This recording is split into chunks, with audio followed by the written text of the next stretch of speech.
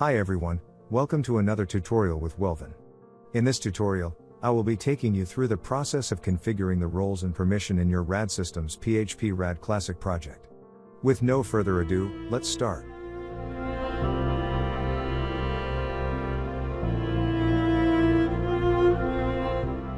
I will be creating the project using my database called Roles Permission, which contains two tables, users and contact.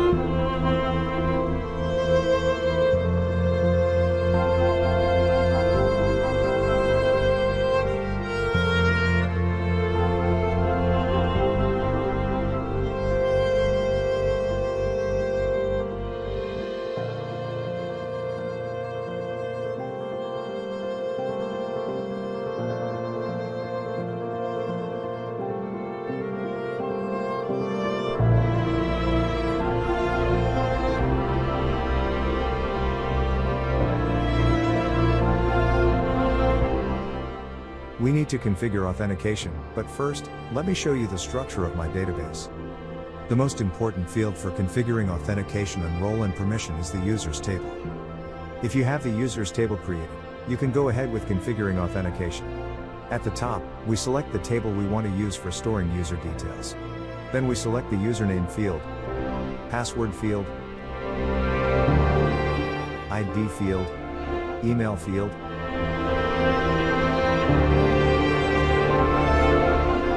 and photo field. After that, we click the OK button.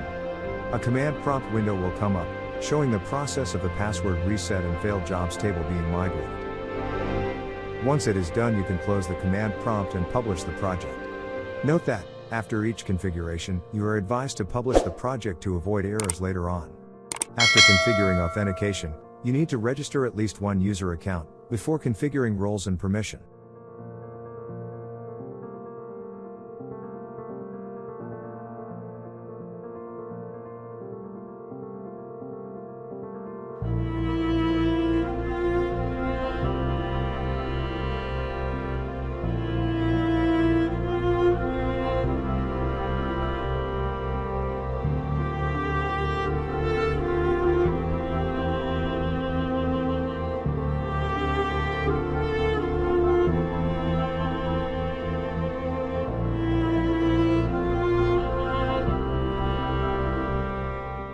Next, we need to configure the roles and permission. We need to set it to dynamic role permission. On the right corner, you have the role table name input, permission table name input, and default user role input. The role table name input allows you to enter the name you want to call the table that will be used for storing roles. And the permission table name input allows you to enter the name you want to call the table that will be used for storing the permissions. With the default user role input, you can select the default role you want to apply to the already registered users in your database. From the left side of the window, you can see the green button to add roles and the red button to delete roles.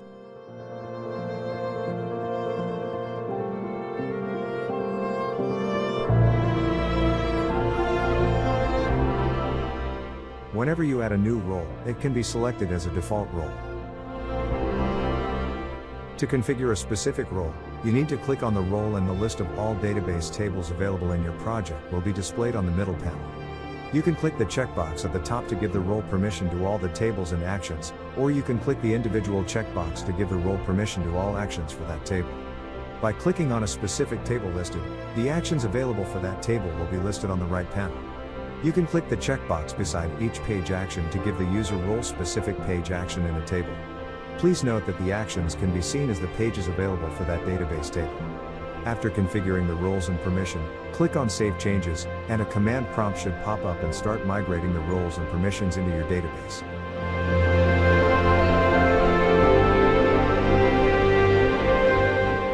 Once it completes, the command prompt will be closed automatically. These are the table generated by RAD Systems Studio for our roles and permission. Next, we publish the project, and a command prompt should pop up, which generates optimized autoload files.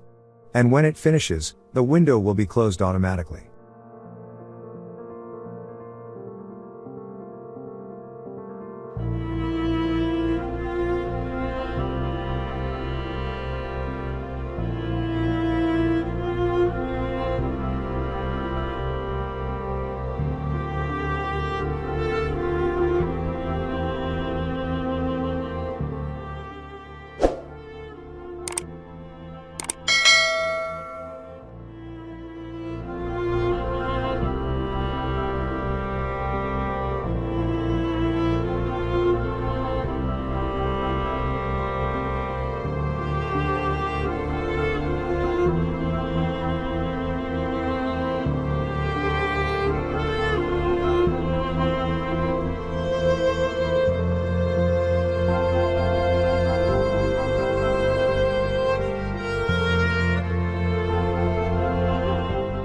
As you can see here, we get an error 403 unauthorized. This is because the user we just created has not been given a role.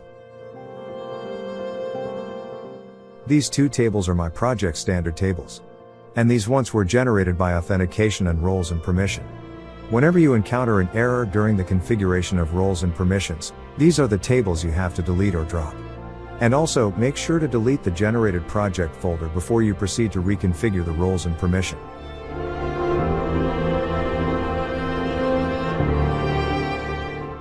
Here, you can see the list of users, the first one I created after configuring authentication, and the other one I created after configuring the roles and permission.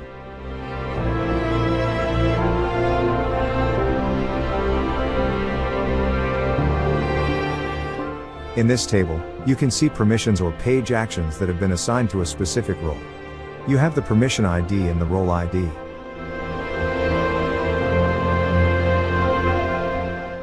In the permissions table, you can see the list of permissions available that you can assign to a new role.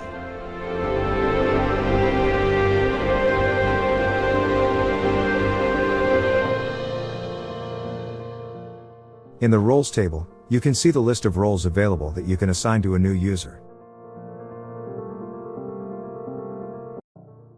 This table model has roles as one of the important tables for assigning roles to users. The model type remains the same when you are adding a new record.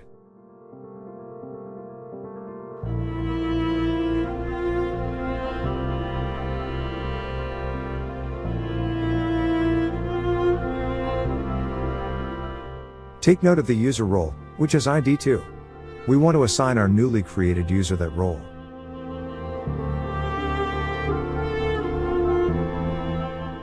Our user ID is 2, take note of it too.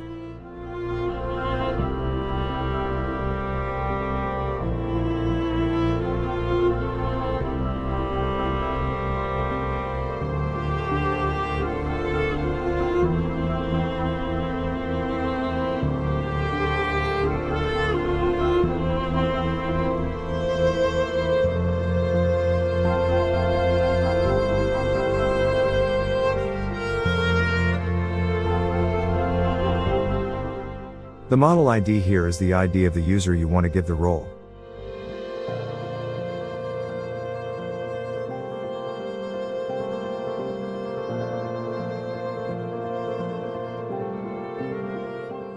After giving the user the role, we will reload the page and you will see that the error will disappear. You can see that the sample user's role is user. I will change the user role again for you to confirm that it works.